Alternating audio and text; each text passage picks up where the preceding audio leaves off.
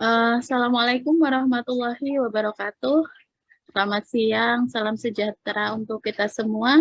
Puji syukur, Alhamdulillah, kembali kita dapat diberi kesempatan untuk menimba ilmu, meningkatkan kapasitas diri melalui Muji Santosa Training and Consulting di awal Oktober, tepatnya 1 Oktober tahun 2022. Kebetulan bertepatan juga dengan Hari Kesaktian Pancasila. Tema Kesaktian Pancasila tahun ini yaitu Bangkit Bergerak Bersama Pancasila. Izinkan kami sampaikan terima kasih kepada Bapak Muji Santosa selaku Direktur dari MSTC, di mana telah memberikan kesempatan kepada saya, Desi Wulandriani dari Pemerintah Kabupaten Semarang sebagai moderator pada kesempatan siang hari ini. Menyapa Pak Muklis yang mungkin belum bisa open kamera ini. Salam hormat kepada Ibu Mira Erviana dari LKPP yang dalam kesempatan kali ini akan membawakan materi untuk mekanisme pengaduan PBJ sesuai dengan Perlem 6 tahun 2022. Sebelum materi, berkenan kami mengingatkan kembali untuk menyampaikan tata tertib dalam mengikuti kelas webinar pada siang hari ini, yaitu narasumber akan menyampaikan materi selama 45 menit, dilanjutkan dengan diskusi dan tanya jawab selama 45 menit. Peserta yang mengajukan pertanyaan nanti silahkan klik tombol raise hand dan akan dipersilakan oleh moderator untuk menyampaikan pertanyaan maupun diskusi. Peserta mengajukan pertanyaan dapat juga melalui kolom chat. Jika cukup waktu akan dibahas. Untuk link post-test dan link daftar hadir akan disampaikan setelah narasumber menyampaikan materi, di mana link tersebut sebagai bukti kehadiran dan penulisan nama tolong diperhatikan karena akan dicantumkan di sertifikat. Pengisian link post-test akan disampaikan paling lambat 10 menit setelah berakhirnya kegiatan. Ketentuan untuk mendapatkan sertifikat workshop online dengan menjawab post-test minimal dengan nilai 8, apabila kurang 8 hanya akan mendapatkan sertifikat seminar online saja. Peserta dapat mengisi post-test daftar hadir yang nantinya akan mendapatkan sertifikat paling cepat dapat diunduh 2 kali 24 jam setelah kegiatan selesai dengan mendownload atau mengunduh pada link di bit.ly MS sertifikatku. Agar mendapat kelancaran acara, kesehatan bagi kita semua, sebelum mulai acara, marilah kita buka dengan berdoa menurut agama dan kepercayaan masing-masing. Berdoa dipersilakan.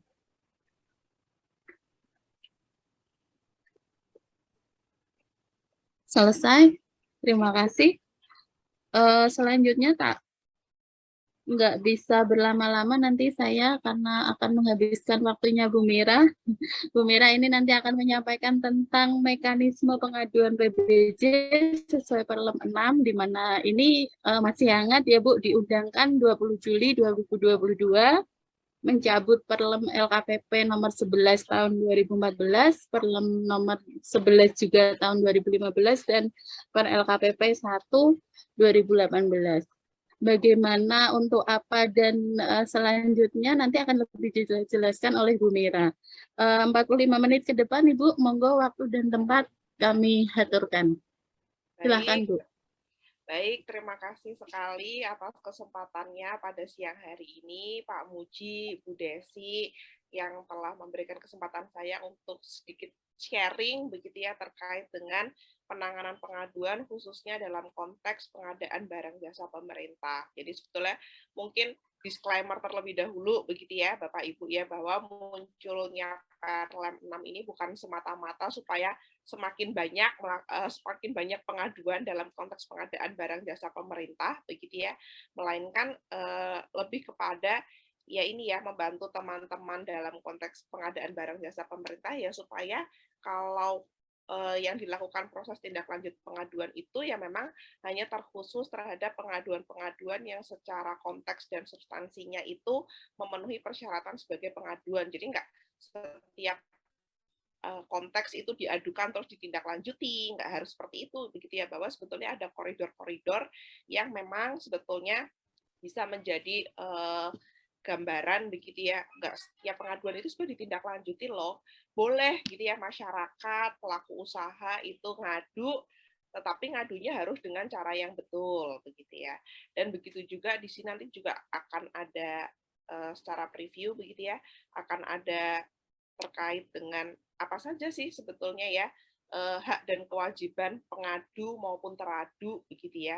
Nah, ini nanti kita akan sedikit kupas dalam 45 menit ke depan. Nah, tadi mungkin seperti yang sudah disebutkan oleh Bu Desi, jadi sebetulnya di tahun 2014 dan tahun 2015 begitu ya, LKPP ini pernah mengeluarkan begitu ya Bapak Ibu terkait dengan peraturan kepala yaitu yang mengatur terkait dengan whistleblowing sistem pengadaan barang jasa pemerintah. Nah, tapi memang di peraturan yang sebelumnya itu memang hanya terbatas dalam konteks pengelolaan whistleblowing system begitu ya. Nah, seperti kita ketahui bahwa whistleblowing system ini kan pusat begitu ya terkait dengan pengaduan yang terkait dengan pengadunya ini adalah orang dalam ya. Lalu bagaimana nih mekanisme lo sebetulnya pengaduan yang asal pengaduannya itu dari orang dalam melainkan mengatur secara luas begitu ya terkait dengan pengaduan siapapun pengadunya, boleh masyarakat umum, boleh orang dalam, pegawai pemerintah misalnya begitu ya, atau boleh juga penyedia tapi dalam konteks sistem pengaduan pengadaan barang jasa pemerintah. Ini mungkin secara umum nanti apa saja yang akan kita bahas dalam kesempatan siang hari ini. Nah, kalau kita bicara begitu ya, kenapa sih ada Perlem 6 gitu ya? Kalau kita kenapa kok LKPP mengembangkan sistemnya begitu ya? Ada sistemnya, ada ngadunya begitu ya bahwa sebetulnya per hari ini aja sebetulnya inspektorat ada atau tidak ada peraturan tersebut ya sudah ditindaklanjuti kok pengaduannya. Nah, ini latar belakangnya sebetulnya kita berangkat dari adanya pasal 77 di Perpres 16 tahun 2018 begitu ya. Secara jelas di situ diamanatkan begitu LKPP ini untuk mengembangkan sistem pengaduan pengadaan barang jasa pemerintah. Amanatnya jelas begitu ya Bapak Ibu, di mana diminta untuk LKPP ini menyediakan fasilitas sistem pengaduan pengadaan barang jasa pemerintah. Pengaduan apa sajakah yang sebetulnya mohon maaf sambil batuk-batuk Bapak Ibu. Pengaduan apa sajakah sebetulnya yang dapat disampaikan begitu ya terkait dengan pengadaan barang jasa ini begitu ya. Sebetulnya ranahnya terkait dengan 3 aspek begitu Bapak Ibu.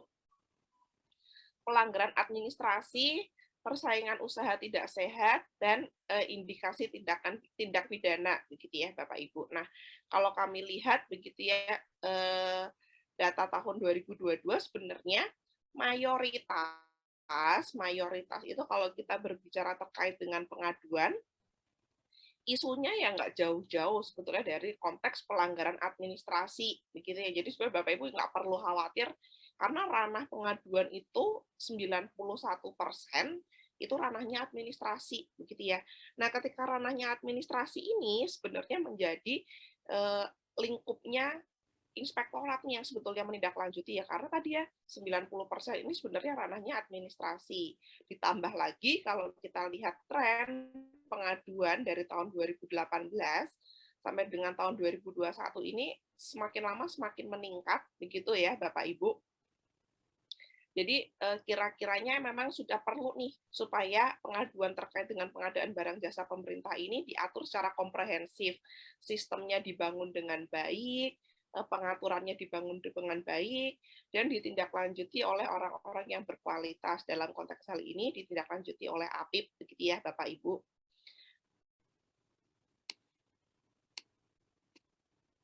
Nah, kalau kita berbicara lagi terkait dengan tujuan, begitu ya, kenapa sih perlu diatur ya tadi ya?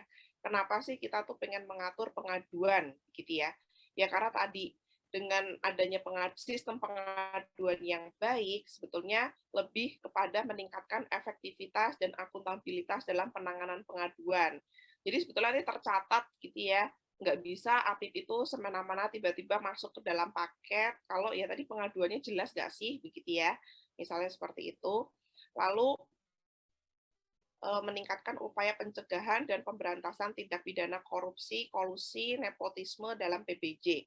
Apapun itu, begitu ya Bapak Ibu ya, dalam konteks adanya pelanggaran administrasi, sedini mungkin sebenarnya ketika kita sudah mengetahui adanya fraud atau misalnya ada kesalahan administrasi, sedini mungkin itu sebetulnya jauh lebih baik karena proses pencegahan jauh lebih bisa ditangani, begitu ya, daripada nanti kita baru tahu ada kesalahan administrasi itu di ujung, begitu ya. Kalau sudah di ujung ini obat penolongnya biasanya semakin sedikit, berbeda ketika kita sudah tahu, begitu ya. Oh, baru disadarkan bahwa ternyata ada proses yang salah nih administrasinya itu di awal. Kalau di awal itu kan opsinya banyak, begitu ya Bapak Ibu. Bisa tender ulang, bisa evaluasi ulang, atau bahkan bisa cuma cukup di adendum saja dokumen pemilihannya sebenarnya selesai, nggak usah kemana-mana, begitu ya. Tapi kalau kita tahunya di ujung jadi repot, biasanya begitu. Jadi kalau ada pengaduan yang datangnya lebih awal, ya nggak apa-apa, begitu ya, karena itu suatu bentuk koreksi kita di awal, begitu. Meningkatkan peran serta masyarakat untuk memberikan informasi mengenai adanya dugaan pelanggaran, begitu ya. Meningkatkan sistem pengawasan internal dan memberikan perlindungan kepada pengadu. Jadi sebetulnya dalam konteks hal ini, pengadu dan teradu itu sebetulnya pihak yang kedua belah pihak itu sebetulnya sama-sama dilindungi, begitu ya, hak-haknya, begitu ya, untuk diperlakukan secara wajar.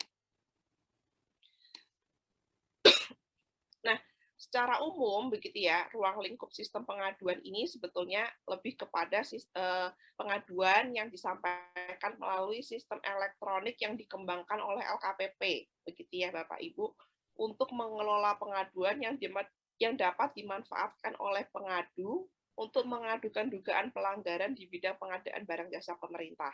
Dan saat ini sebetulnya kami itu memiliki 2 kanal, begitu ya Bapak Ibu.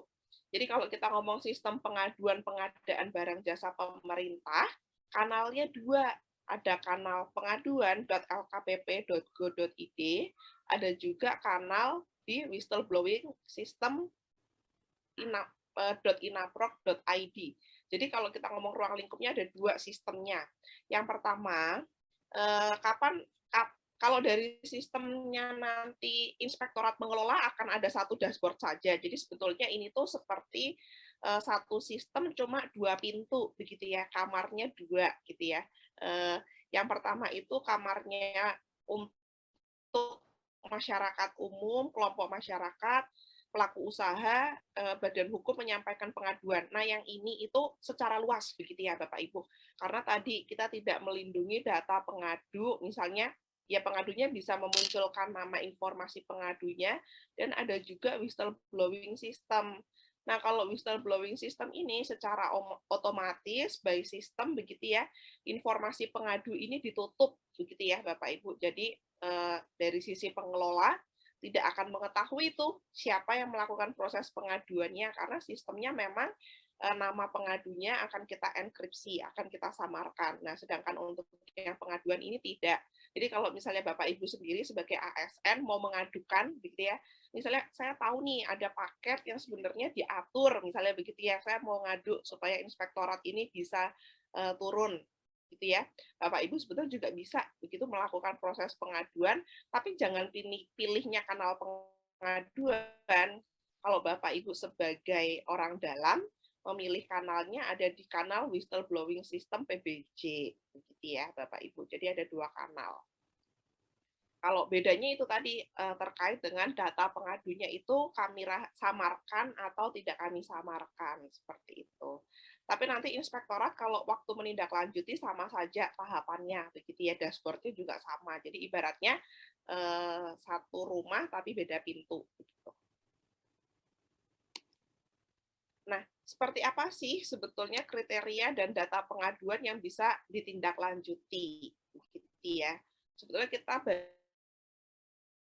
bagi menjadi 3 begitu ya Bapak Ibu terkait dengan objek pengaduan. Administrasi. Untuk pelanggaran administrasi ini apabila ditemukan adanya penyimpangan terhadap organisasi dan tata kerja pelaku pengadaan barang jasanya. Lalu prosedur adanya penyimpangan, misalnya ditemukan adanya prosedur dan mekanisme yang tidak sesuai dengan ketentuan, itu juga sebenarnya masih lingkupnya pelanggaran administrasi, begitu ya. Dan terkait dengan kewajiban-kewajiban yang harusnya dilakukan dalam konteks pengadaan barang jasa pemerintah, begitu ya. Nah, itu lingkup dari penyimpangan terhadap pelanggaran administrasi. Ada juga, begitu ya, ada juga yang terkait dengan persaingan usaha tidak sehat, gitu ya. Terkait dengan persaingan usaha tidak sehat ini biasanya isunya nggak jauh-jauh dari konteks persekongkolan dan pertentangan kepentingan. Jadi kalau misalnya terkait dengan persekongkolan, gitu ya, baik itu vertikal maupun horizontal, begitu ya. Yang paling sering kan sebenarnya persekongkolannya horizontal, begitu ya, kalau kami jumpai dalam setahun melakukan proses statistik data pengaduan, persekongkolan ini mostly kebanyakan ya persekongkolannya horizontal, begitu ya Bapak Ibu. Itu masuknya lingkup dalam objek aduan yang terkait dengan persaingan usaha tidak sehat. Dan pertentangan kepentingan biasanya terkait dengan rangkap-rangkap gitu ya, merangkap jabatan dalam satu kendali misalnya. Nah, itu lingkupnya persaingan usaha tidak sehat. Ada juga sebenarnya tindak pidana, walaupun kalau tindak pidana itu sangat kecil, begitu Bapak Ibu, yaitu isunya terkait dengan penipuan, pemalsuan, dan KKN, begitu ya. Kalau penipuan pengalaman, terus terkait dengan tenaga ahli, begitu ya. Itu yang seringkali jadi objek-objek terkait dengan adanya pemalsuan dan indikasi KKN. Walaupun sebetulnya kalau kita lihat dari KKN yang bisa ditindaklanjuti sangat kecil banget, gitu ya Bapak Ibu. Nah, prosesnya bagaimana sih untuk menyampaikan pengaduan tadi ya? Tadi sebetulnya pengadu ini bisa menyampaikan pengaduan itu melalui kanal pengaduan.lkpp.go.id dan bisa juga menyampaikan pengaduan ini melalui kanal wbs.inaprok.id. Nah, ketika pengaduan itu selesai disampaikan oleh pengadu, orang yang akan pertama kali melihat pengaduan tersebut adalah verifikator, begitu ya. Jadi memang ada verifikator gitu ya nantinya di KLPD. Verifikator ini tugasnya apa? Tugasnya itu melakukan penyaringan data pengaduan, begitu ya. Jadi tugasnya dia ya nyaring aja, begitu ya. Yang pertama, kalau misalnya ternyata uraiannya ada, jelas, begitu ya, tapi bukti dukungnya nggak ada. Karena kita jelas, begitu ya, kalau kita baca lagi di pasal 77, begitu, masyarakat menyampaikan pengaduan disertai bukti yang faktual, kredibel, dan otentik. Jadi kalau misalnya cuma sekedar cerita doang pengaduan itu ceritanya itu belum bisa ditindaklanjuti. Kalau dia nggak menyampaikan, begitu ya, bukti terkait dengan uraian yang dia sampaikan dalam sistem. Jadi kalau misalnya ya boleh ada surat pengaduannya, tapi ada buktinya nggak sih, gitu ya. Kalau sepanjang dia nggak ngasih bukti, ya pengaduan itu dikembalikan nih kepada pengadu untuk dimintakan tambahan data. Tidak akan ditindaklanjuti yang seperti itu, begitu ya. Atau tadi ternyata pengaduannya ini tidak terkait langsung dengan proses pengadaan barang jasa pemerintah. Misalnya subkon mengadukan main kontraktor yang belum bayar, misalnya begitu ya. Atau itu kan sebenarnya ranahnya bisnis to bisnis ya, Bapak Ibu. Jadi sebetulnya sudah tidak harusnya ditindaklanjuti oleh APIP, begitu ya. Atau tidak terkait dengan proses pengadaan barang jasa pemerintah, gitu ya. Misalnya terkait dengan penyaluran bantuan atau misalnya pengadaan tanah, begitu ya. Ini kan sudah tidak terkait langsung terkait dengan proses pengadaan barang jasa pemerintah sesuai dengan lingkup yang ada di Perpres 16, begitu. Jadi kalau yang semacam itu, ya verifikator langsung ditutup saja, gitu ya. Karena tadi tidak sesuai dengan kriteria, gitu ya, dan ruang lingkupnya. Jadi verifikator ini dia bisa menutup, dia bisa minta tambahan data, dan dia bisa meneruskan kepada penelaah, begitu ya. Oh kalau misalnya oh lengkap nih, uraiannya lengkap, datanya lengkap, buktinya jelas, begitu ya. Ya sudah berarti pengaduannya ini bisa ditindaklanjuti, begitu ya, kepada penelaah untuk melakukan proses telaah lebih lanjut, begitu ya. Nah, Bapak Ibu, peran di verifikator ini secara nasional, begitu ya, sebetulnya dia mampu menyaring sekitar 50% dari pengaduan yang masuk. Ya, karena kalau kita lihat lagi data nasional, sebenarnya pengaduan yang bisa ditindaklanjuti oleh penelaah ini kurang lebih sekitar 50% saja, gitu ya. 50%-nya ya nggak bisa tadi, cuma ditutup ketika dimintakan data juga pengadunya nggak bisa melengkapi data lagi, begitu ya. Nah, itu sih lingkupnya.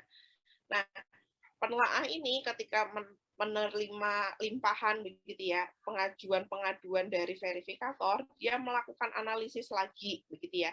Kalau di verifikator ini kan cuma menyeleksi saja begitu ya, antara uraian pengaduan, kesesuaian antara uraian pengaduan dengan buktinya ini sesuai atau enggak gitu ya.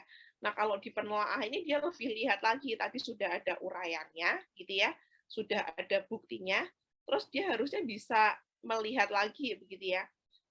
Kira-kira kalau dari pengaduan yang seperti ini ada nggak sih pasal yang kira-kira dilanggar?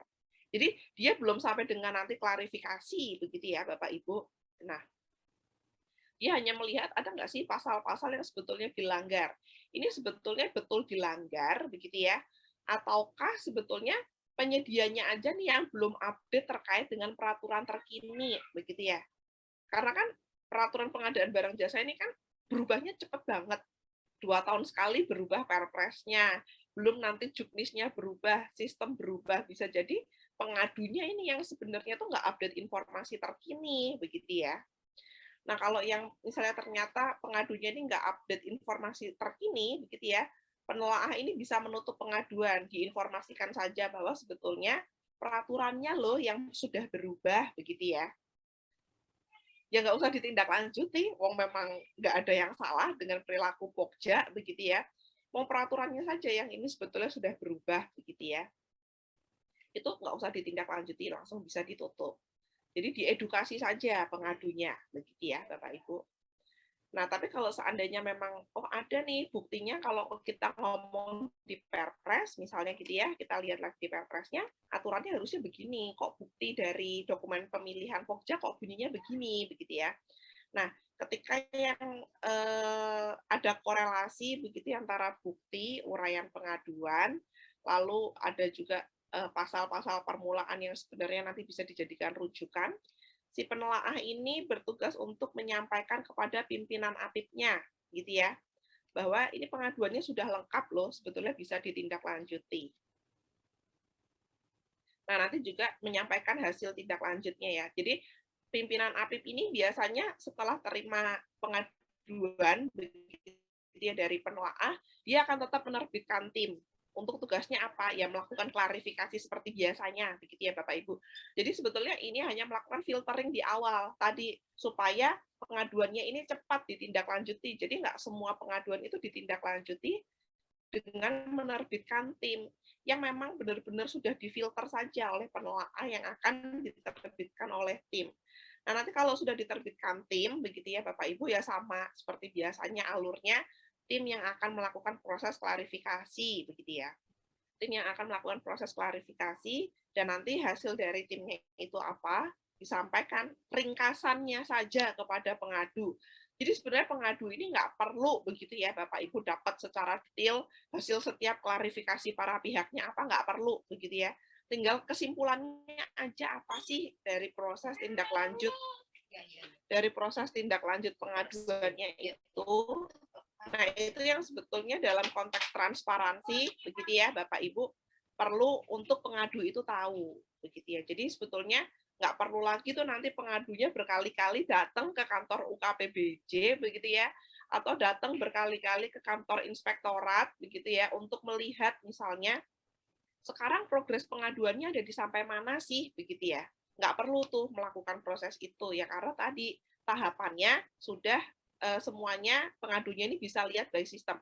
Step by step-nya pengadunya ini bisa lihat di sistem begitu ya Bapak Ibu. Jadi pengadu ini nanti bisa lihat tuh statusnya sedang diverifikasi, sedang ditelaah, oh hasil dari tindak lanjut pengaduannya itu apa, gitu. Itu pengadunya bisa lihat, tapi hanya progres. Nah, hasilnya nanti di ujung, begitu ya. Jadi nggak perlu nanti pengadu itu datang-datang untuk lihat, untuk tanya, untuk neror, misalnya begitu ya, terkait dengan progres pengaduannya itu hasilnya sampai ada di mana.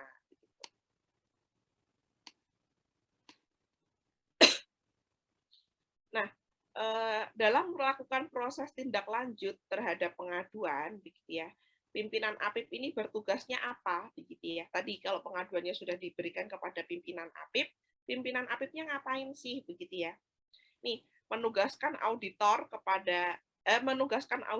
begitu ya, untuk melakukan audit atau klarifikasi langsung dan melaporkan hasilnya kepada menteri, kepala atau kepala daerah, begitu ya. Lalu menyampaikan ringkasan tindak lanjut kepada pengadu, tadi ya ringkasannya saja, begitu ya. Lalu menyampaikan laporan, begitu ya, atau menyampaikan ini istilahnya bukan rekomendasi, menyampaikan laporan kepada KPPU kalau seandainya ada isu persaingan usaha tidak sehat, lalu menyampaikan laporan kepada instansi penegak hukum kalau ternyata sebenarnya ini lingkupnya udah pidana, begitu ya. Misalnya ternyata tadi pemalsuannya memang betul terjadi, ya sudah diserahkan saja ke APH. Tinggal nanti APH mau menindaklanjuti terkait hal tersebut atau tidak, gitu ya.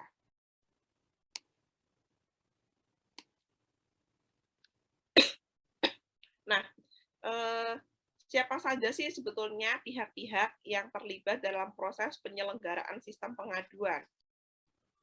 Secara umum sebetulnya kita ada 5 kategori, begitu ya Bapak Ibu.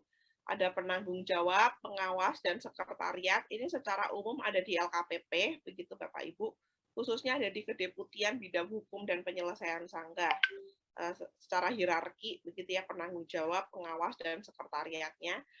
Lalu ada juga nih verifikator dan penelaah yang sebetulnya tersebar begitu Bapak Ibu nantinya di masing-masing kementerian, lembaga, dan pemerintah daerah. Jadi nanti diharapkan verifikator dan penelaah ini dilakukan secara mandiri begitu ya oleh masing-masing inspektorat di masing-masing kementerian, lembaga maupun pemerintah daerah. Siapa saja sih sebetulnya yang bisa kita tugaskan sebagai verifikator, begitu ya.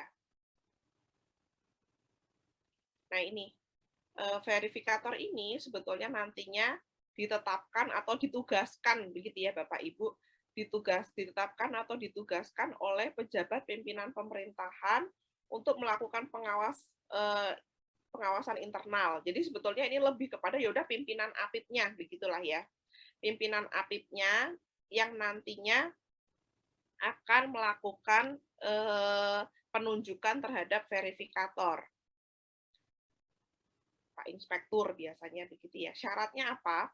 Syarat yang bisa ditunjuk oleh verifikator ini sebetulnya pegawai PNS, pegawai Kementerian Lembaga maupun pemerintah daerah yang statusnya PNS, TNI maupun Polri, begitu ya Bapak Ibu.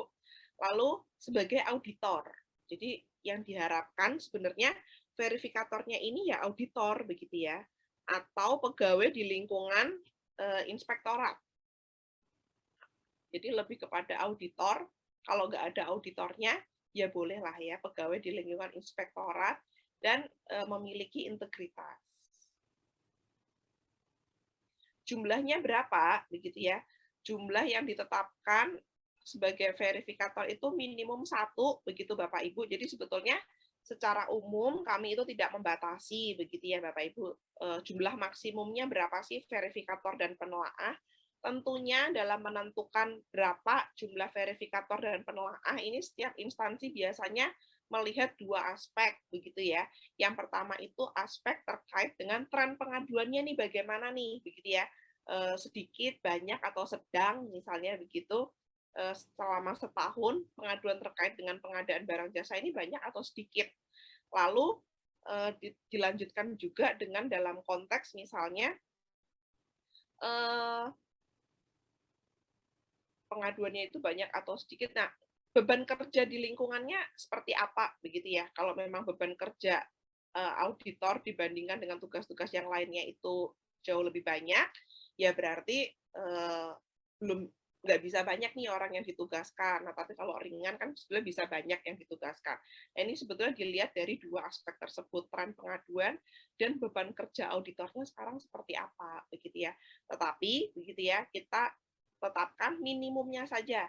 Jadi minimum boleh menugaskan hanya satu orang saja sebagai verifikator. Maksimumnya terserah, begitu ya. Kalau banyak tentunya banyak lagi. Kalau pengaduannya banyak, ya berarti verifikatornya butuhnya banyak, begitu ya, Bapak Ibu. Nah, untuk organisasi yang baru berdiri, tapi rasa-rasanya sekarang, oh ada ya di beberapa Pemda di Papua yang baru berdiri, begitu ya, itu kalau memang belum terbentuk inspektoratnya, begitu ya, bisa pimpinan KLPD-nya, pimpinan daerahnya, begitu ya, menugaskan ASN sebagai verifikator. Jadi pengecualian ini, begitu ya, pengecualian ini hanya terhadap instansi yang misalnya baru berdiri, begitu ya, dan belum punya inspektorat, misalnya gitu ya. Nah, kalau belum punya inspektorat, ya sudah, berarti siapa saja yang ditugaskan oleh pimpinan daerahnya untuk melakukan tugas sebagai verifikator. Adapun verifikator ini dirahasiakan, begitu ya, informasinya.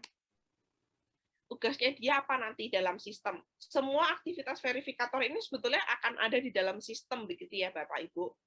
Nanti dia tugasnya itu melakukan proses penyaringan data, begitu ya, menentukan objek pengaduan, tadi ya, objek pengaduannya itu ada 3, ini persaingan usaha, administrasi, atau sebetulnya terkait dengan tindak pidana, dan dia akan melihat, begitu ya, sebenarnya ini yang diadukan ini tahapannya apa sih? Perencanaan, pemilihan, pelaksanaan kontrak misalnya, supaya penelaah ini bisa cepat begitu ya menangkapnya, oh ini isunya apa nih, pelaksanaan kontrak, oh isunya apa nih, proses pemilihan misalnya begitu. Yang akan mengklasifikasikan itu verifikatornya. Tapi jangan khawatir semuanya difasilitasi by system, membuat resume singkat begitu ya. Dia juga bisa meminta tambahan data kepada pengadu kalau diperlukan. Tadi kalau misalnya pengaduannya nggak lengkap, perlu tambahan bukti nih supaya bisa ditindaklanjuti. Nah, itu dia juga bisa minta kepada pengadu. Dan meneruskan pengaduan kepada penelaah kalau tadi pengaduannya itu sudah lengkap begitu ya. Nah, penelaah kalau misalnya ternyata minta tambahan bukti boleh nggak? Boleh, tapi tetap lewat verifikator lagi, begitu ya. Nanti verifikator yang akan menyampaikan kepada pengadu, begitu ya. Kalau sudah disampaikan tambahan bukti dari pengadu, disampaikan lagi kepada penelaah. Tadi menutup pengaduan juga bisa kalau yang tidak sesuai dengan ketentuan, dan verifikator ini boleh memberikan masukan kepada LKPP, begitu ya. Oh, ada fitur yang perlu dikembangkan sehubungan dengan tugas verifikator misalnya begitu ya. Itu kami juga membuka. Jadi sebetulnya verifikator, penelaah itu boleh setiap saat memberikan masukan kepada kami begitu ya.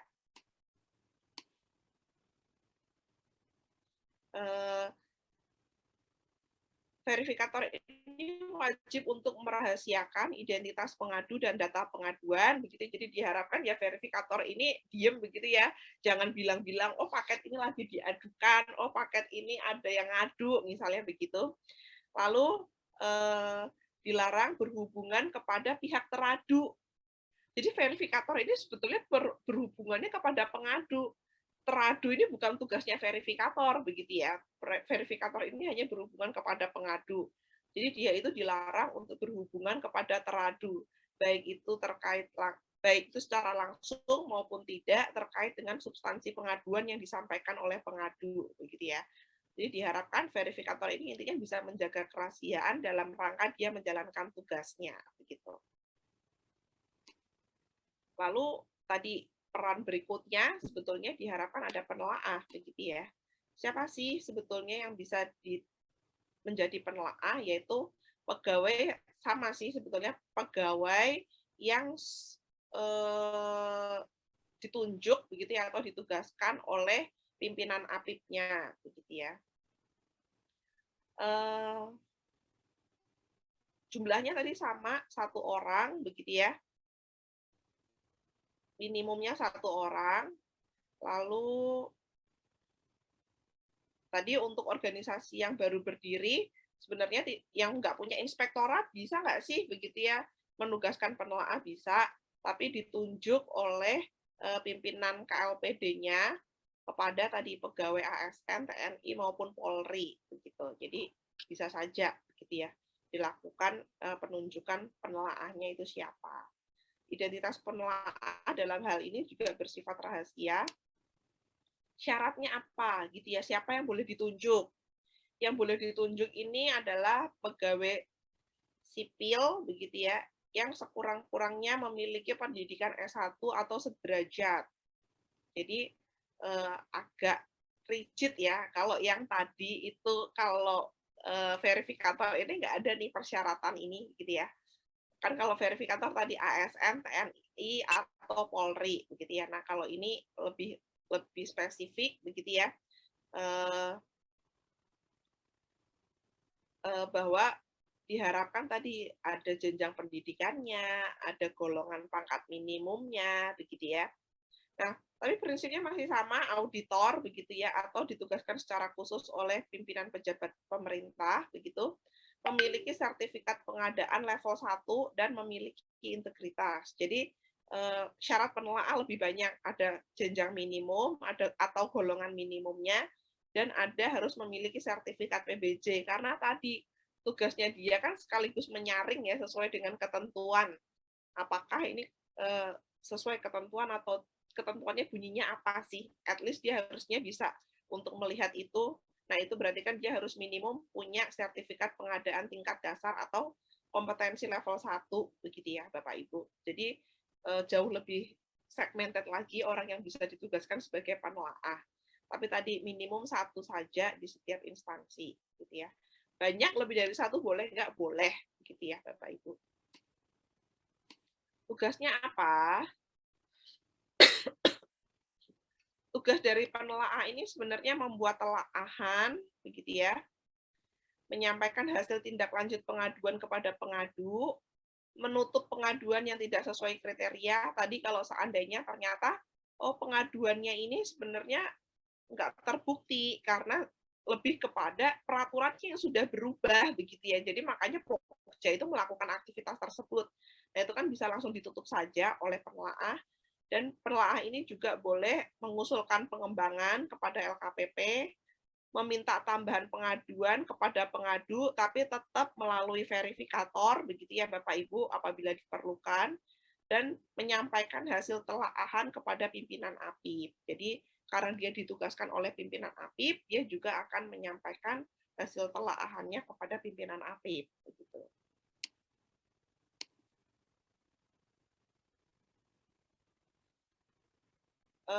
Penelaah ini berkewajiban untuk merahasiakan identitas pengadu, data pengaduan, dan hasil tindak lanjut pengaduan, gitu ya. Jadi nggak boleh diinformasikan ke semua orang, begitu ya. Hasil tindak lanjut pengaduan itu boleh diinformasikan, tapi tadi hanya kepada pengadu, begitu ya, Bapak Ibu. Lalu berhubungan atau meminta data pengaduan informasi kepada teradu, gitu ya, baik langsung maupun tidak langsung terkait dengan substansi pengaduan yang disampaikan oleh pengadu. Jadi sekali lagi, begitu ya Bapak Ibu, baik verifikator maupun penelaah ini sebenarnya tidak pernah berhubungan kepada teradu. Teradu ini kapan? Ya tadi kalau sudah ada tim yang ditunjuk oleh pimpinan APIP-nya. Jadi tapi kalau misalnya penelaah ini ternyata menjadi bagian dari tim saat dia menjalankan tugas sebagai tim, dia boleh berhubungan dengan teradu. Tapi kalau sepanjang hanya menjalankan tugas sebagai verifikator dan penelaah saja, sebenarnya penelaah ini juga nggak bisa gitu ya untuk berhubungan dengan teradu karena dilarang gitu ya. Dia itu nanti hanya menyimpulkan saja sesuai dengan pengaduannya ini layak atau tidak layak ditindaklanjuti, disampaikan kepada pimpinan APIP. Itu aja sebenarnya ranahnya gitu ya. Kalau klarifikasi ya nanti tim yang ditunjuk oleh pimpinan APIP-nya masing-masing begitu.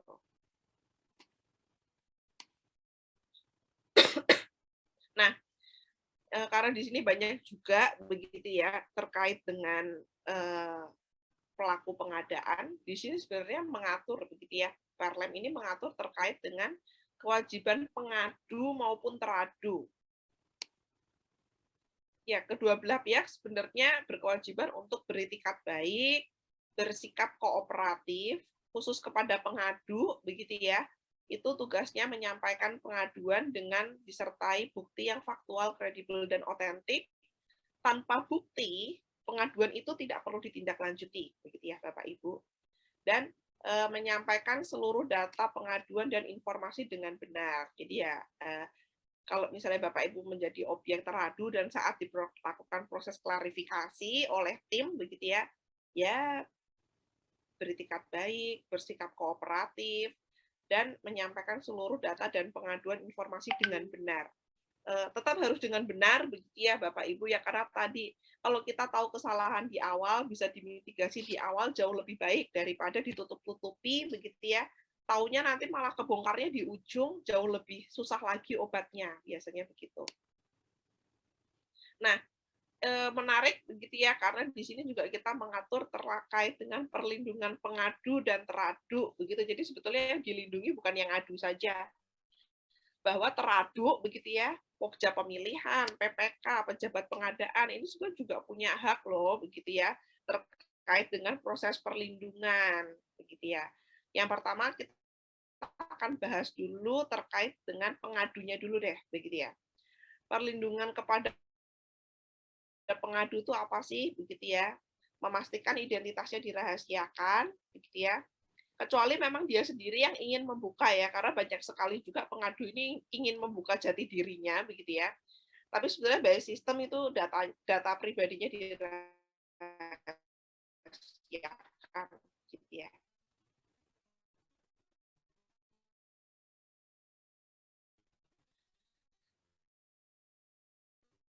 Tapi nggak menutup kemungkinan pengadu sendiri yang membuka kan yang bersifat administrasi kepegawaian akibat dari pengaduannya, begitu ya. Jadi kalau seandainya pengadunya orang dalam, begitu ya, sebenarnya nanti ada proses perlindakan yang kan biasanya gara-gara ngadu nanti dipindah, begitu ya Bapak Ibu. Sebetulnya pengadu ini dapat perlindungan loh terkait dengan hak-haknya sebagai pegawai negeri sipil juga, begitu ya. Terus tadi bisa mendapatkan perlindungan pemindah tugasan atau mutasi dari bagi pengadu dalam hal muncul ancaman fisik dari pengadu, begitu ya. Karena biasanya mungkin kita tahu atau yang diadukan biasanya pimpinan kita yang secara struktural jauh lebih tinggi, begitu ya. Nah ini pengadu ini dilindungi, begitu ya. Lalu seandainya ternyata pengadu justru dilaporkan kepada APH, gitu ya, pengadu ini juga dan bantuan ini sebetulnya nanti akan difasilitasi melalui LPSK. Perlindungan kepada LPSK ini sebenarnya lebih kepada bisa diajukan secara pribadi, secara organisasi, atau mungkin nanti bisa menginformasikan ke LKPP, begitu ya, untuk kita melakukan proses permintaan perlindungan kalau tadi muncul hal-hal yang misalnya saya ngaduin nih terhadap proses di instansi saya, tapi justru dapat ancaman tadi yang sifat administrasi kepegawaian atau muncul ancaman fisik, begitu ya, bagi pengadu. Nah, ini sebenarnya terkait dengan konteks hal ini bisa difasilitasi oleh LPSK. Cuma emang sekali lagi, begitu ya Bapak Ibu, LPSK ini hanya akan turun sesuai dengan permintaan. Jadi ketika Bapak Ibu sudah merasa ada yang aneh di awal, begitu ya, atau merasa ada sesuatu hal yang ganjil, bisa langsung minta perlindungan, gitu ya Bapak Ibu. Jadi jangan sampai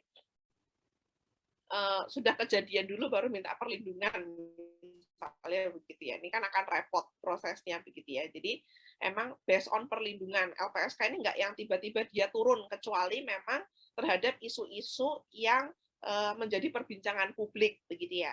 Tapi kalau isunya ini belum sampai menjadi perbincangan publik, proses pelayanan yang dilakukan oleh LPSK ini sifatnya sesuai dengan permintaan gitu Bapak Ibu. Jadi nggak bisa tiba-tiba nanti LPSK turun. Ya kan LPSK nggak tahu Bapak Ibu dapat ancaman atau enggak, misalnya begitu. Nah, kalau teradu nih, Pokja yang ternyata diadukan, hak dapat perlindungan enggak, tetap begitu ya Bapak Ibu sebetulnya.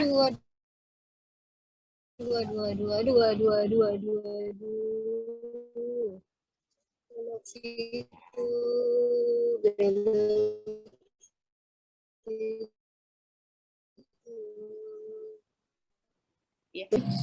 Jadi untuk untuk yang diadukan begitu ya, berhak begitu ya, berhak dilakukan mendapat perlakuan yang wajar begitu ya, sebagai pihak yang tidak bersalah sampai dengan hasil telaahan, konfirmasi dan pemeriksaan. Jadi sebetulnya kalau baru diadukan saja begitu ya, harusnya Pokja pemilihan PPK ini diperlakukan secara wajar begitu ya, kan belum terbukti begitu ya.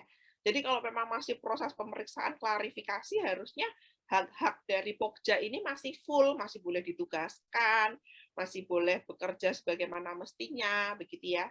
Harusnya belum sampai dengan dicopot itu ya kalau tadi hasil pemeriksaannya itu terbukti bersalah misalnya begitu, atau tergantung nanti sanksinya apa, kan bersalah juga bisa jadi ternyata cuma sanksinya hukuman ringan doang begitu ya.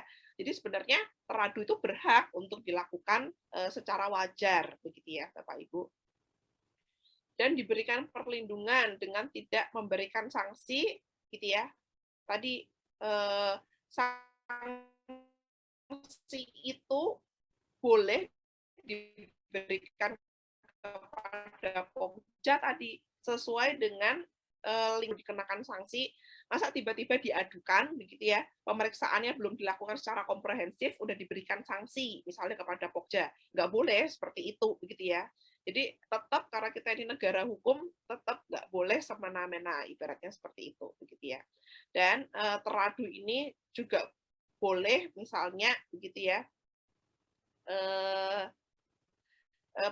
dapat meminta perlindungan kepada LPSK apabila dalam proses peradilan pidana teradu bekerja sama dengan APH dalam memberikan informasi terkait dengan pengungkapan kasus dugaan pelanggaran PBJ. Jadi kalau ternyata kasusnya ini justru pidana, di mana teradu ini misalnya punya begitu ya bukti-bukti yang bisa mengungkapkan kasus.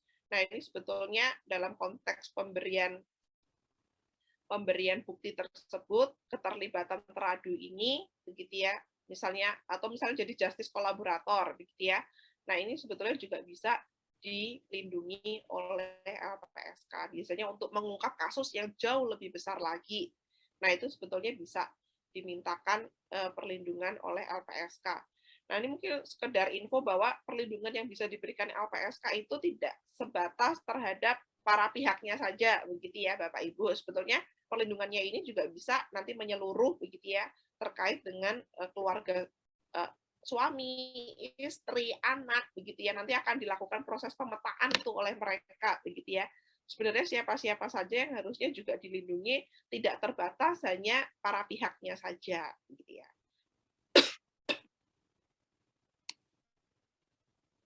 Nah,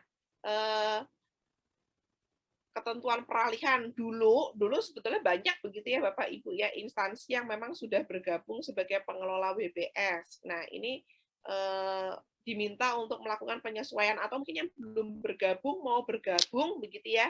Nah, ini bisa dilakukan proses penunjukan verifikator dan penelaah paling lambat begitu ya.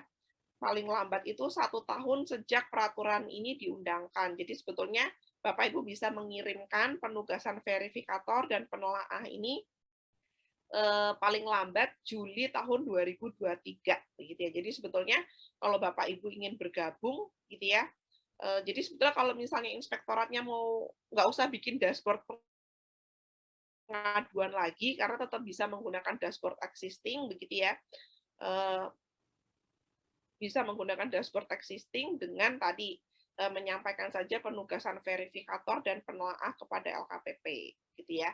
Paling lambat tanggal 28 Juli 2023 karena tadi 1 tahun sejak diundangkan. Nah, Bapak Ibu juga kelebihannya apa sih dengan bergabung gitu ya? Dengan bergabung sistem pengaduan. Jadi sebetulnya Bapak Ibu kalau kami lihat sistem kami itu sebetulnya sudah berintegrasi dengan data-data yang ada di LPSE begitu ya Bapak Ibu. Jadi sebetulnya sudah nggak akan mungkin lagi tuh begitu ya pengaduannya itu salah kamar begitu ya. Kan biasanya kadang suka membingungkan ya yang dia suratnya sampai ke Inspektorat Kabupaten Semarang, misalnya begitu. Tapi sebenarnya ini terhadap paket-paket yang diadukan justru bukan paketnya Kabupaten Semarang, tapi justru ini punyanya Provinsi Jawa Tengah, begitu ya. Nah, di sistem ini kami sudah melakukan proses eskalasi secara otomatis, begitu ya Bapak Ibu, di mana akan sesuai dengan inspektorat, sesuai dengan kode tendernya masing-masing. Jadi dipastikan Bapak Ibu tidak akan lagi menjumpai pengaduan yang sifatnya salah kamar, begitu ya. Dan di situ juga nantinya ada fitur, begitu ya Bapak Ibu, terkait dengan fitur layanan konsultasi, begitu ya, dengan LKPP. Jadi penelaah ini kalau tadi ya, dalam menentukan aturan-aturannya, begitu ya, dalam menentukan aturan-aturannya itu, boleh nggak sih, begitu ya, berkoordinasi dengan LKPP, ada fiturnya. Jadi sebetulnya Bapak Ibu bisa fitur kapanpun, begitu ya, bisa kapanpun untuk meminta diskusi dengan LKPP terkait dengan pengaduan yang sedang ditindaklanjuti. Kadang kan penelaah ini juga karena bukan Pokja ya, jadi kadang dia juga nggak terlalu update informasi terkini, boleh nggak gitu ya diskusi dengan LKPP, sangat diperbolehkan begitu ya, kami pun memfasilitasi terus-menerus kalau ada penelaah yang melakukan diskusi dalam fitur forum diskusi begitu ya. Jadi itu pun juga kami perbolehkan. Jadi itu salah satu benefit ya secara sistemnya yang bisa langsung dimanfaatkan oleh para penelaah maupun oleh para verifikator begitu. Dan mungkin sekilas begitu ya Bapak Ibu yang mungkin memang masih hangat begitu ya karena saat ini seluruh saya minta tambahan dikit ya Bu Desi ya. Karena saat ini sebetulnya seluruh karena saat ini tuh sebetulnya seluruh KLPD sudah menjadi pengelola begitu ya, baik itu katalog elektronik lokal maupun katalog elektronik daerah begitu ya. Sebetulnya Bapak Ibu ini inspektorat ini juga bisa loh gitu ya sebagai pengelola dalam konteks pengelolaan penyelenggaraan katalog elektronik lokal, mungkin saja begitu ya, ada pengaduan yang terkait dengan penyelenggaraan, bukan atas transaksinya ya Bapak Ibu, bisa jadi atas penyelenggaraannya begitu ya. Nah, ini sebetulnya ada juga konteks pengaduan dalam konteks penyelenggaraan katalog elektronik dan penanganannya begitu ya Bapak Ibu, di mana syarat untuk melakukan proses pengaduan dalam konteks penyelenggaraan layanan katalog elektronik, yaitu tadi ya, jelas begitu ya siapa yang mengadu, siapa pihak yang diadukan, ada produk yang diadukan, begitu. Jadi memang pengaduannya atas produk, begitu ya Bapak Ibu. Dan alasan pengaduan serta data dukung, begitu. Jadi kan kenapa sih kok diadukan? Biasanya karena tadi ya ada banyak sekali etalasenya, misalnya etalasenya alat pelindung diri, begitu ya. Tapi ternyata yang tayang itu barangnya daster. Nah, daster itu kan nggak diperlukan oleh pemerintah, begitu ya. Ini perlunya juga diturunkan, misalnya seperti itu, gitu ya. Ada barang-barang yang tayang, begitu ya, tapi nggak sesuai dengan etalasenya, begitu ya. Nah, itu juga bisa saja diadukan. Nah, Bapak Ibu sebagai pengelola bertugas untuk ya memanage, begitu ya. Oh, kalau yang nggak sesuai, ya berarti sebetulnya bisa diturunkan. Karena tadi nggak sesuai dengan etalasenya, begitu ya. Secara umum sebenarnya kanal pengaduan ini nantinya ada 2 kanal, begitu ya. Tapi mungkin yang kanal aduan melalui fitur aplikasi ini sedang dalam proses pengembangan, yang saat ini sebetulnya dimungkinkan, begitu ya, adanya pengaduan manual nih, gitu ya, kepada UKPBJ-nya masing-masing, begitu ya. Ditujukan ya tadi kalau dalam konteks penyelenggaraan pengaduan yang menindaklanjuti bukan inspektoratnya, tetapi kepada UKPBJ-nya masing-masing selaku penyelenggara, gitu ya, Bapak Ibu. Atau kadang juga kami menerima begitu ya dari sisi LKPP terkait dengan adanya pengaduan tadi ada produk yang nggak sesuai nih, gitu ya. Atau ada produk misalnya dia nulis TKDN-nya itu 50%, tapi kalau pas lagi dilihat lagi di web P3DN barang itu justru tidak ber-TKDN, misalnya ada yang ngadu-ngadu seperti itu ya, karena kan selama ini self-declare begitu ya. Nah ini boleh nggak sih pengelola ini melakukan proses penataan? Boleh begitu ya Bapak Ibu. Ada kewenangannya di dalam SE ini. Nah, ini kita akan bahas yang terkait dengan manual saja, karena yang elektronik sedang dalam proses pengembangan, begitu ya. Jadi, ini lebih kepada memberikan gambaran, begitu ya, kepada pengelola katalog, kalau terima aduan terkait dengan produk yang tidak sesuai, step by step-nya bagaimana nih, begitu ya. Nah, pertama ketika misalnya nanti, begitu ya, UKPBJ ini menerima pengaduan terkait dengan barang yang nggak sesuai misalnya. Hal pertama yang harus dilakukan yaitu diturunkan dulu deh, begitu ya Bapak Ibu. Karena turun ini kan bisa, pengelola ini sebetulnya punya fitur untuk menurunkan, begitu ya. Nanti kita lihat lagi di user guide-nya masing-masing, begitu ya. Untuk diturunkan terlebih dahulu dengan segera, begitu ya, dengan segera setelah diturun tayangkan, untuk melihat nih, begitu ya, melakukan pemeriksaan sesuai dengan objek aduannya tadi. Oh, bener nggak sih, begitu ya, bener nggak sih terhadap barang ini tuh aneh nggak sih, begitu ya. Tadi kalau misalnya ada barang yang diadukan nggak sesuai terkait dengan nilai TKDN, atau gambarnya apa, tulisannya apa, begitu ya. Ada juga misalnya diadukan kok barangnya ini mahal banget, misalnya pulpen, pilot, tapi satunya harganya 1 juta, begitu ya. Oh, ternyata sebetulnya yang nayangkan ini kelebihan saja nolnya, makanya ada proses penanganan pengaduan, begitu ya, terkait dengan penyelenggaraan katalog elektronik, gitu ya. Jadi pengelola ini melihat langsung, gitu ya, substansi aduannya ini diturunkan sambil dilakukan proses evaluasi.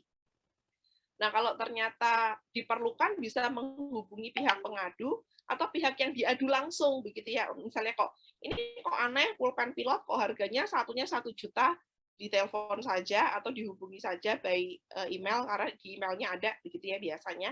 Oh, untuk dia mengecek, begitu ya. Untuk si pemilik produk ini mengecek apakah betul informasinya itu sudah sesuai atau memang kemarin itu dia input nol kebanyakan, begitu ya. Nah, itu juga sebetulnya bisa dilakukan proses klarifikasi, begitu ya. Nanti si pihak pemilik produk ini kan sebetulnya bisa melakukan edit, begitu ya.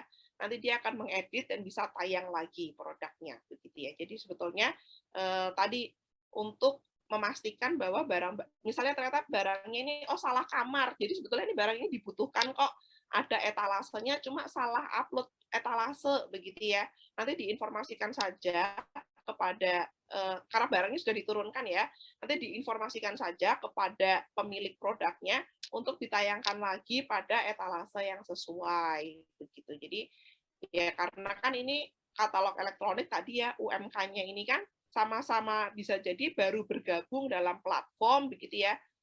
Dia main upload-upload saja, atau kemarin nggak ngecek lagi nolnya, misalnya begitu ya.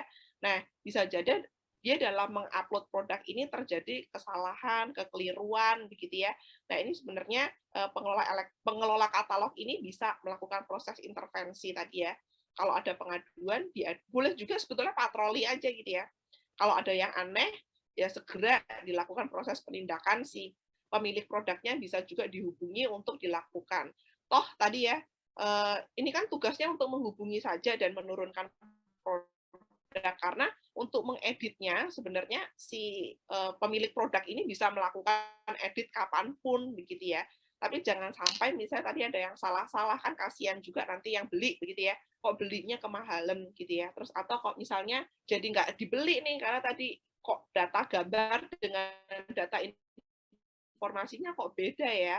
Kok setelah dicek di P3DN ternyata produknya nggak ber-TKDN misalnya begitu. Nah, ini sebetulnya bisa dilakukan proses evaluasi oleh tim pengelola katalog elektroniknya, itu diberikan begitu ya hak-haknya. Nah, kalau ternyata pengaduannya itu terbukti tidak benar, bisa diaktifkan kembali. Kalau pengaduannya benar, minta untuk disesuaikan begitu ya kepada pemilik produknya. Begitu ya. Nah, pengadu ini begitu ya, pengadu ini biasanya kan kompetitor ya. Nah, kalau misalnya kompetitor darah elektroniknya di UKPBJ-nya seperti itu.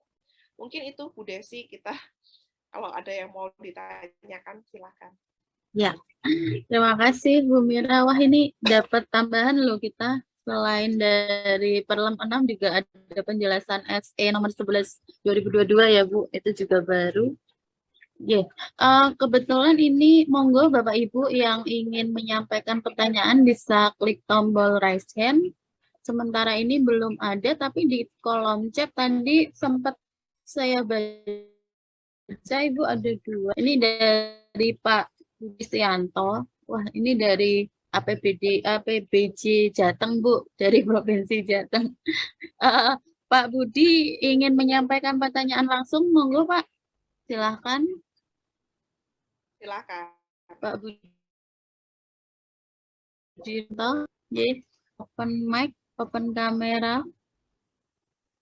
Kalau enggak, mungkin kita bacakan aja ya Bu. Jadi beliau ini mengalami dipanggil APH tanpa melalui APIP karena suatu aduan dari kayaknya Persatuan Wartawan seperti itu.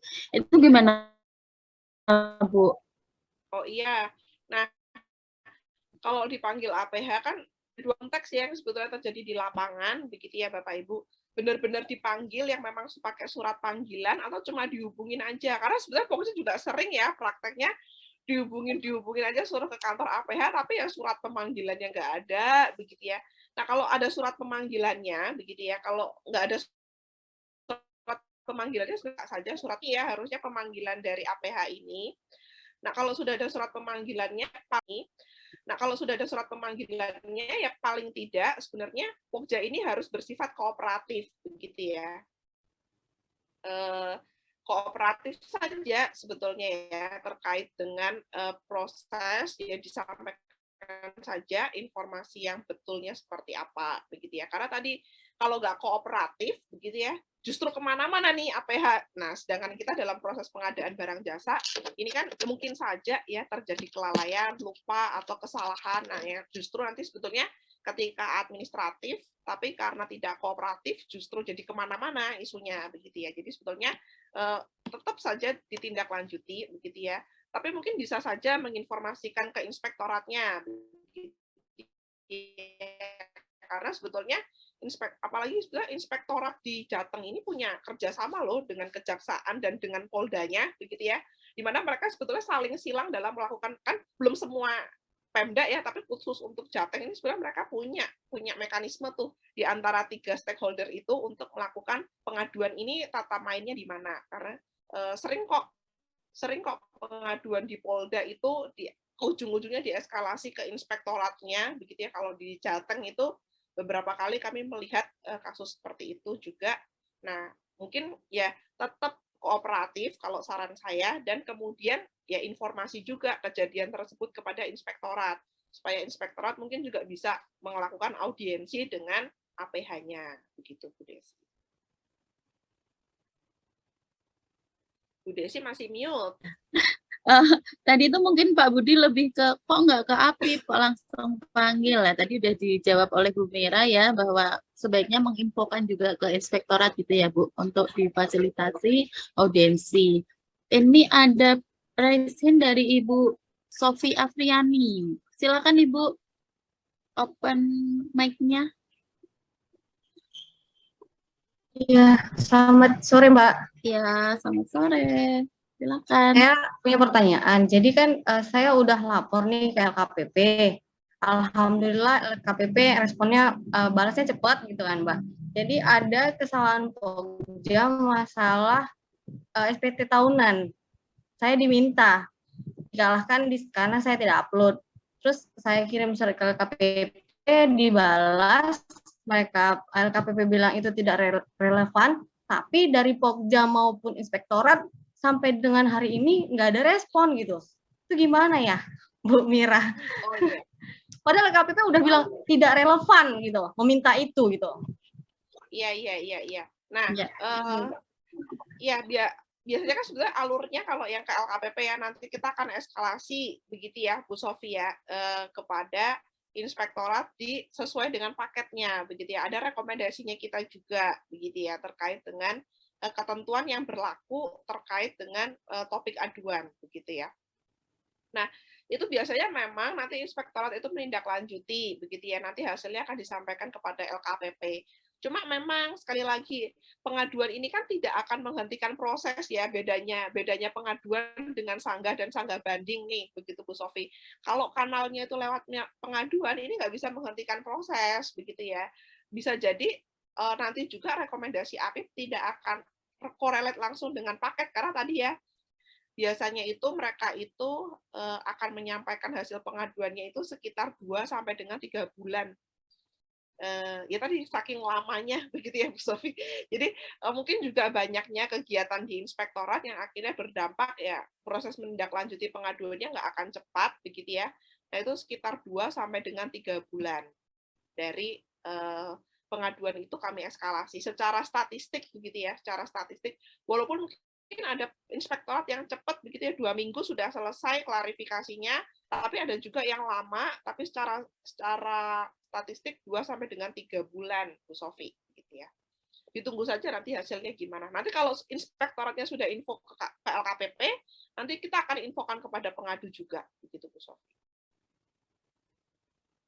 Atau kalau misalnya Bu Sofi mau nanya update-nya ke inspektor ke LKPP juga bisa, nanti informasikan saja kode paketnya apa, kita akan cek statusnya itu sedang apa gitu ya, sudah ditindaklanjuti oleh inspektorat atau belum, nanti juga kita bisa tracing di paketnya itu begitu Bu Sofi.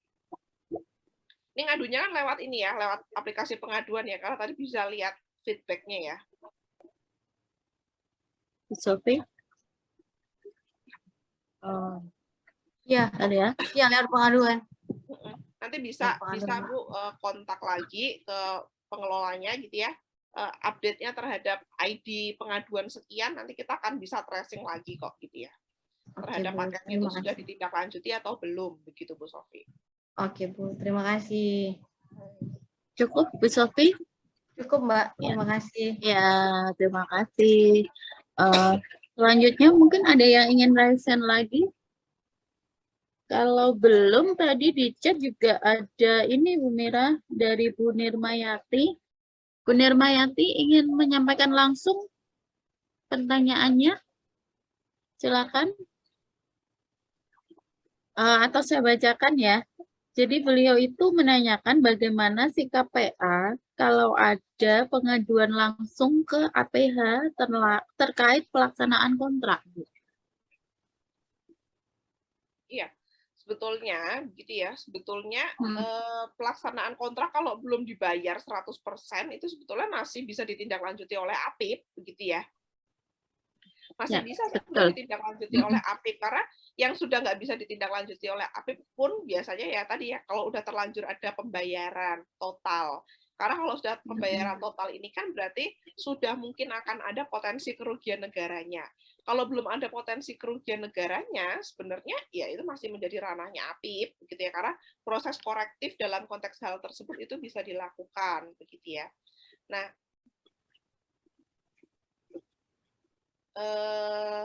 sikapnya bagaimana, begitu ya? Kalau misalnya pengaduannya sering banget nih langsung ke APH, begitu ya.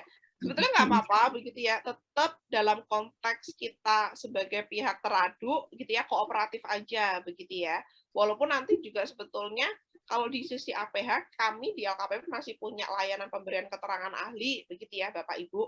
Jadi jangan khawatir begitu ya, bahwa PKA kami pun sebetulnya nanti kalau misalnya ternyata paketnya belum dibayar, kita akan memberikan pendapat, oh sebetulnya ini ranahnya APIP begitu ya.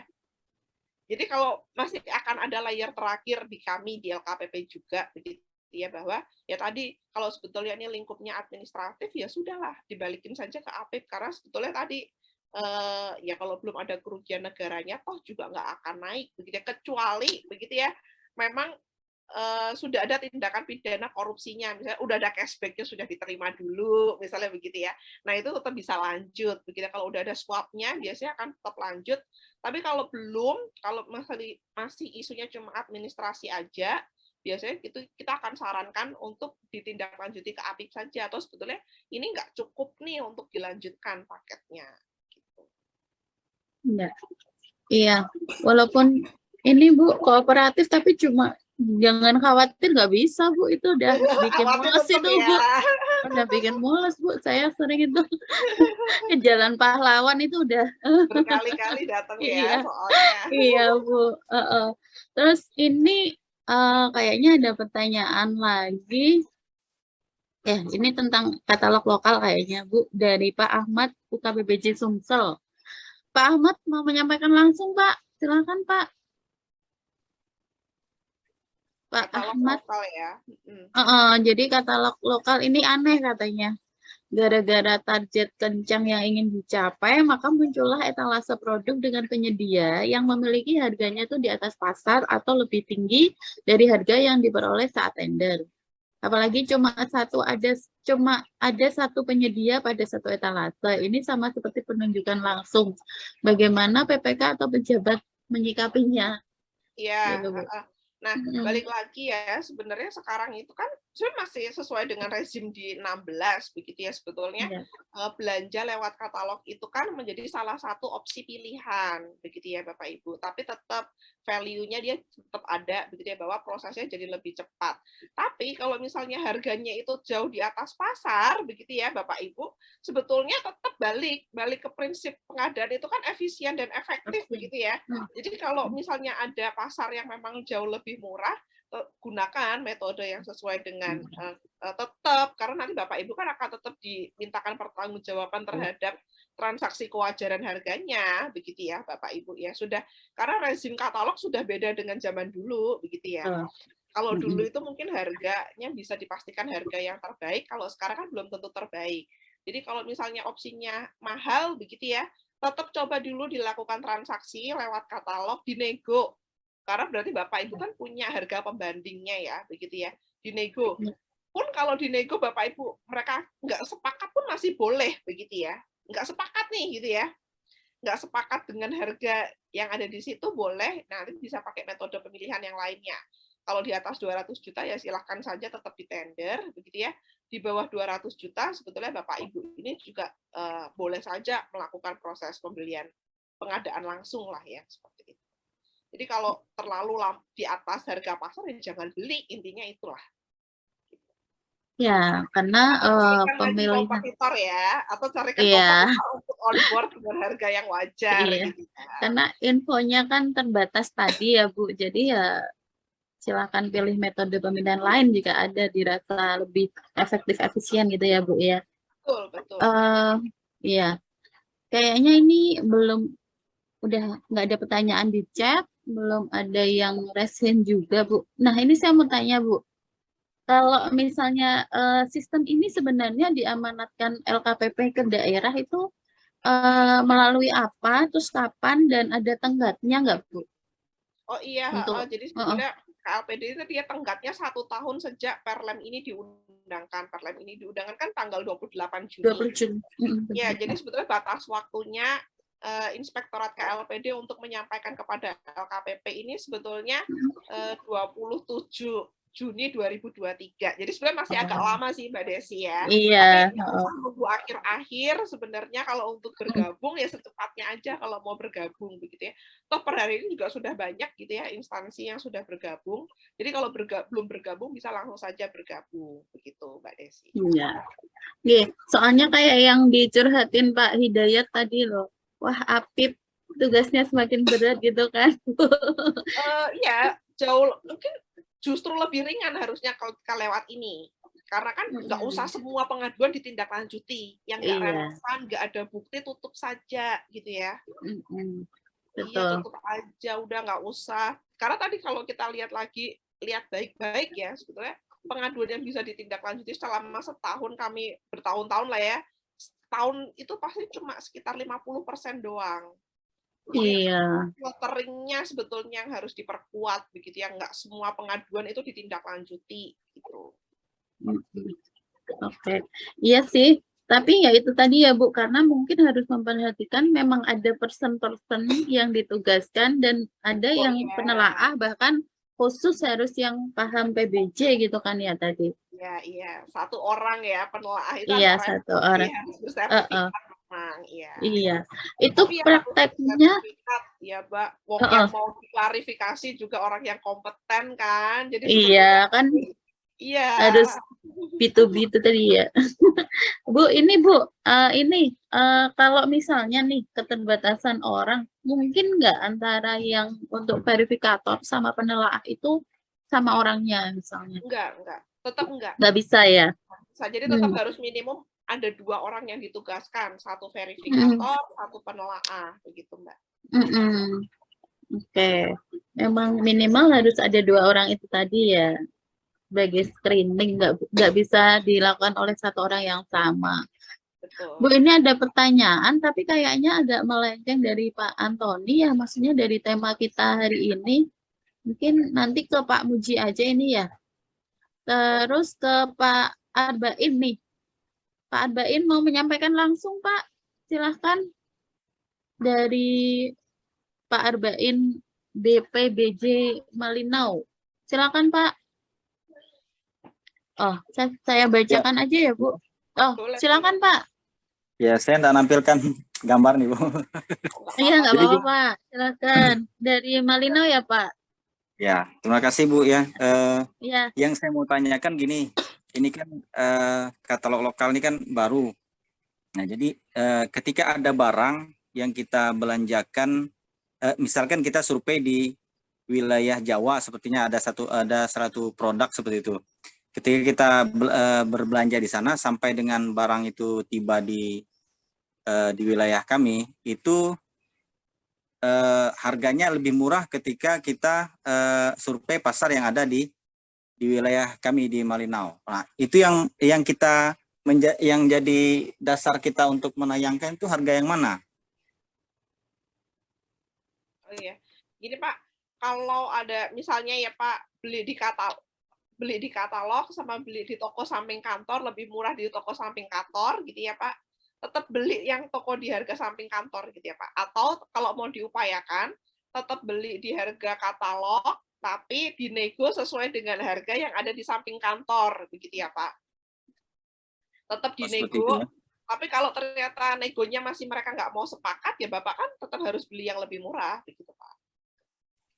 Oh, seperti itu ya? Iya, Pak. Artinya gini, harga yang berlaku di pasar di Malinau itu jauh lebih tinggi seperti itu. Oh. Jauh lebih tinggi ketika seperti itu. Oh, nah, jadi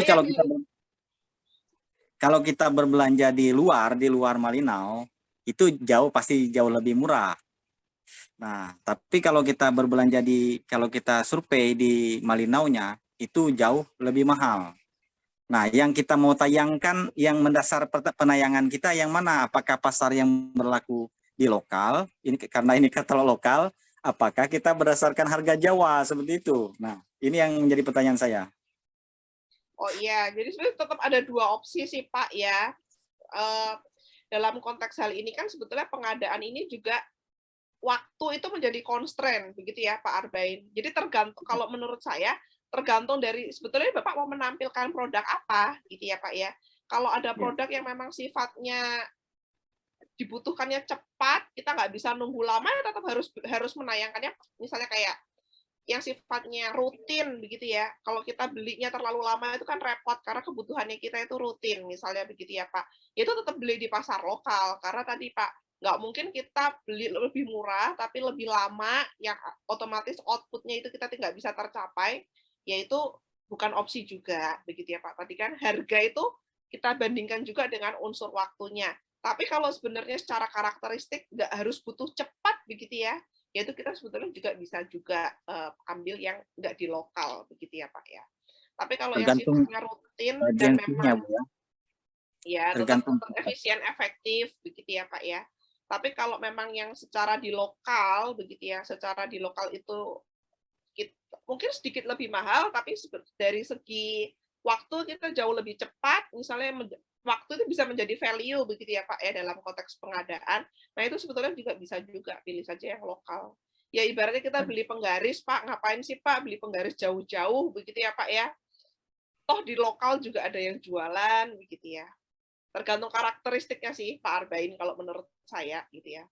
Siap Bu, siap. Terima kasih Bu. Iya. Cukup Pak Arbain, ini ada Pak Pus Riyadi Zainuddin. Silakan Pak, open mic.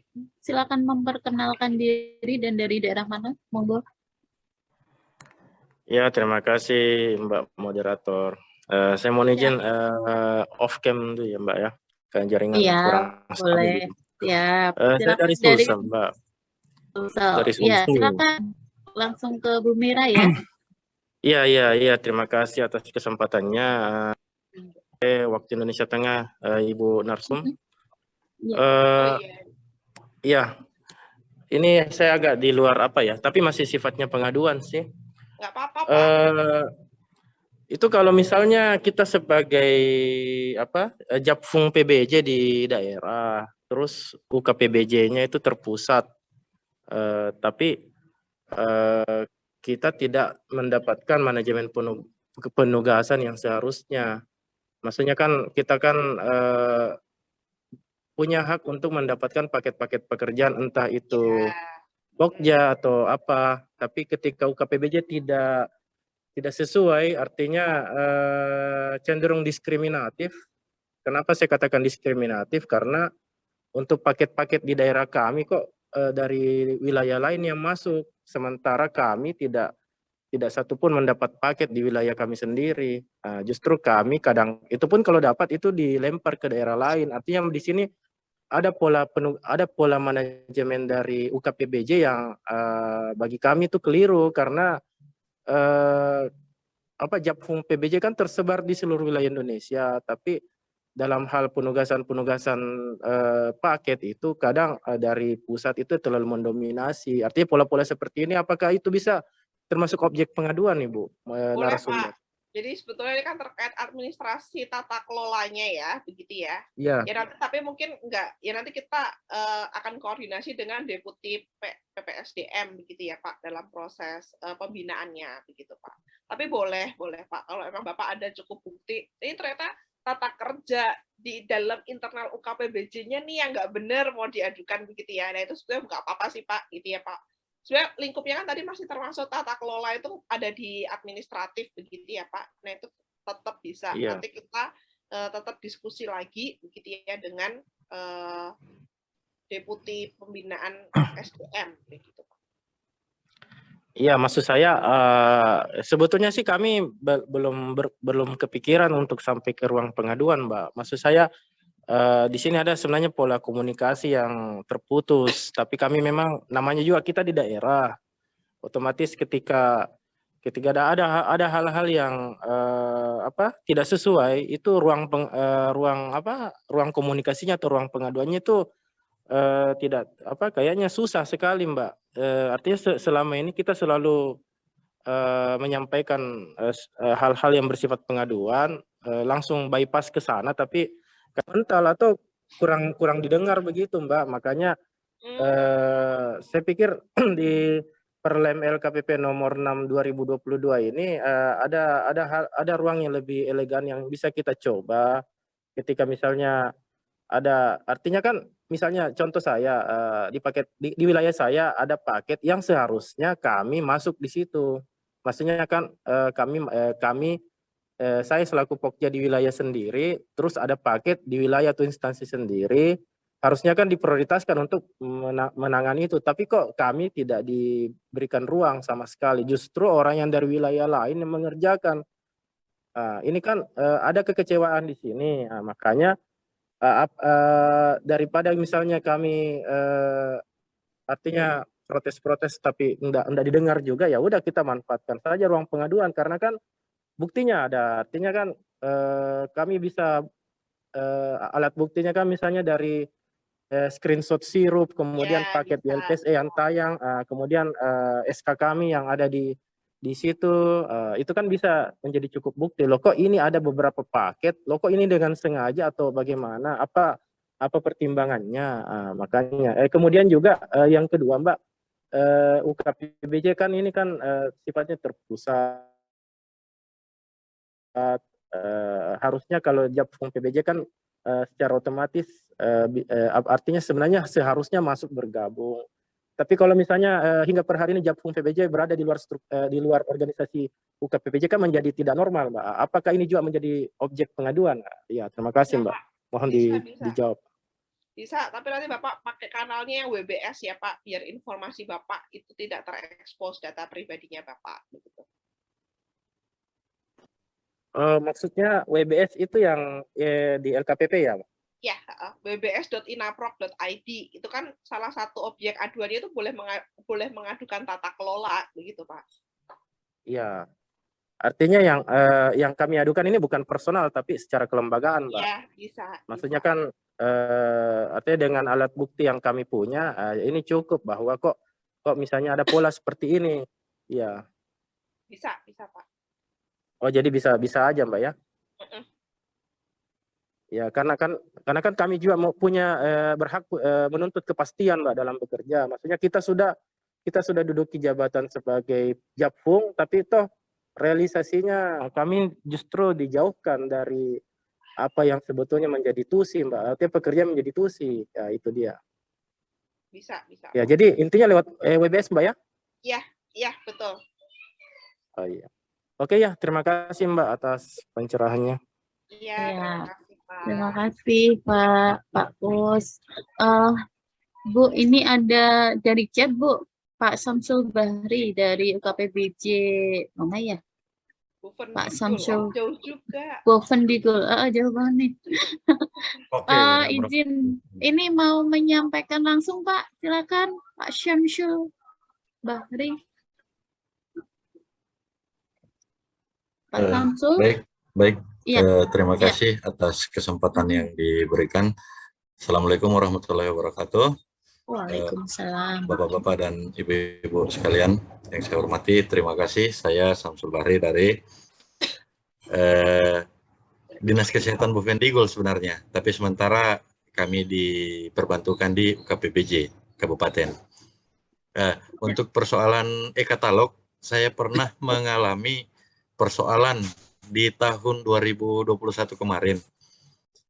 Kebetulan kami melakukan proses e-forecasting obat melalui e-katalog LKPP. Untuk proses pemesanan di sistem tidak ada masalah. Bukti ID paket pun kami sudah simpan. Kemudian yang jadi masalahnya penyedia tidak merespon ketika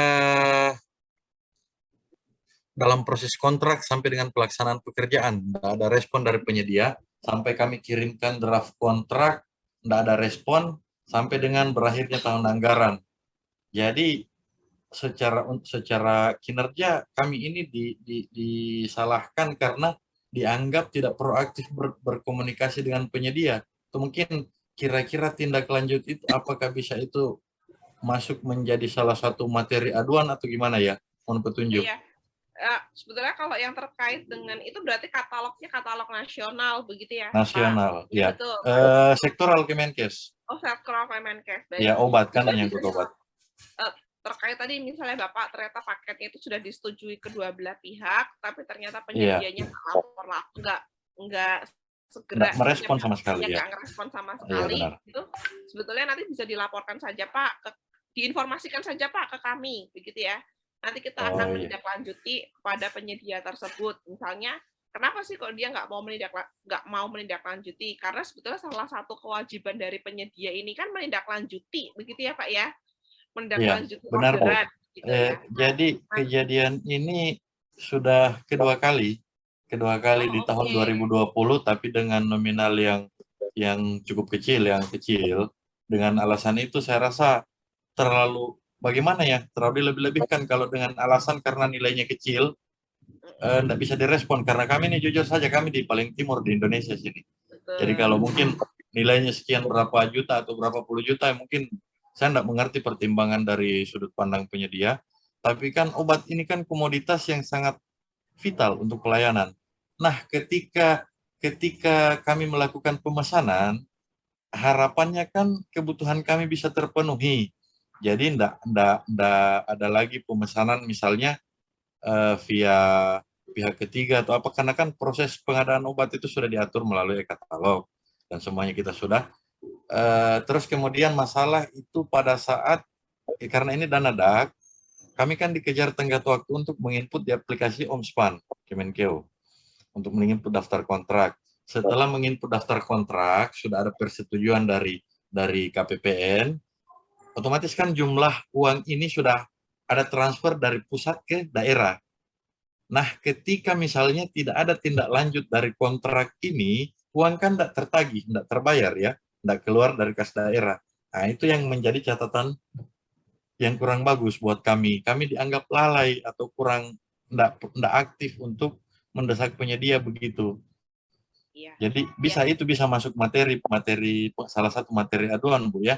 Saya rasa kalau untuk itu nanti data dukung saja Pak secara tertulis ke LKPP karena kita akan melakukan proses pembinaan kepada penyedia itu ya Pak ya. Kalau yang seperti itu ya, kalau yang seperti itu dilaporkan saja ke LKPP karena nanti kan ada sanksi kepada penyedia, entah dia turun tayang, entah teguran, entah apa begitu ya. Karena kan sesuai yang diperjanjikan begitu ya Pak, kalau sudah tayang khususnya untuk katalog Alkes gitu kan harus ditindaklanjuti itu oleh penyedia. Iya benar.